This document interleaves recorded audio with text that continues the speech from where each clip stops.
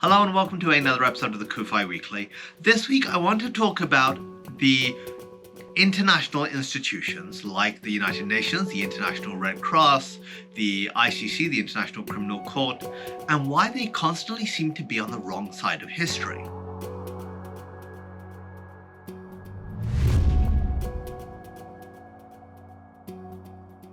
Now, it's important to remember that when these institutions came into existence, many of them in the aftermath of the Second World War, promoting the idea of peace and justice. Of course, the Red Cross predates that, but many of these institutions came about in the aftermath of the Second World War, promoting the idea of global peace and justice. Many of these institutions were horrified by the Holocaust and also wanted to make sure that that never happened again.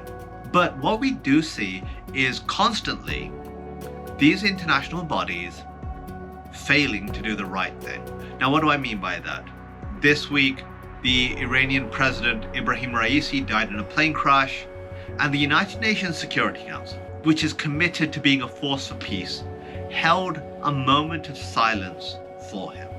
Now, this, on multiple levels, is pretty disgusting. I'm not even going to say absurd. Ebrahim Raisi, who was known as the Butcher of Tehran for being responsible for the deaths of thousands of Iranians. So the fact that a moment of silence was held for him in the UN Security Council is mind-boggling. Now, somebody may say, well, he was the head of state of a member of the UN.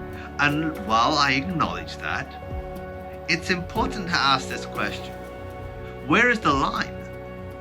Let's say that Pol Pot, the man behind the murder of hundreds of thousands in Cambodia, if he had died in similar circumstances while he was at the helm in Cambodia, would the Security Council have held a moment of silence? Slobodan Milosevic was committing atrocities in Croatia and Bosnia, etc. Would there have been a silence if he was killed in similar circumstances? I doubt it, but that's what happened. And then we had the International Criminal Court request an arrest warrant for Israeli Prime Minister Benjamin Netanyahu and Israel's Defense Minister Gallant. In addition to that, for the leaders of Hamas. Now, firstly, to make this equivalency between Hamas and Israel is absolutely abhorrent. But on a deeper level, how do you get it this wrong? How does the International Criminal Court, one, equate a terrorist organization, a genocidal terrorist organization, with a democratically elected government? And secondly, what does this say for any country defending itself against terrorism? Experts like John Spencer, who works at West Point, its Modern Warfare Institute, have stated how Israel has gone to lengths that no nation has gone to in terms of protecting civilian lives in fighting this sort of very difficult and challenging urban conflict. And we send a terrible message to those countries who have to fight terrorism if this is how we're going to treat the leaders. You have the anti-Israel bloc of nations, primarily consisting of Arab and Islamic nations. You have the anti-Western nations, Cuba, Venezuela, who are aligned with Iran. You have other nations who are aligned with countries like China. So this is not an institution built up of good faith actors.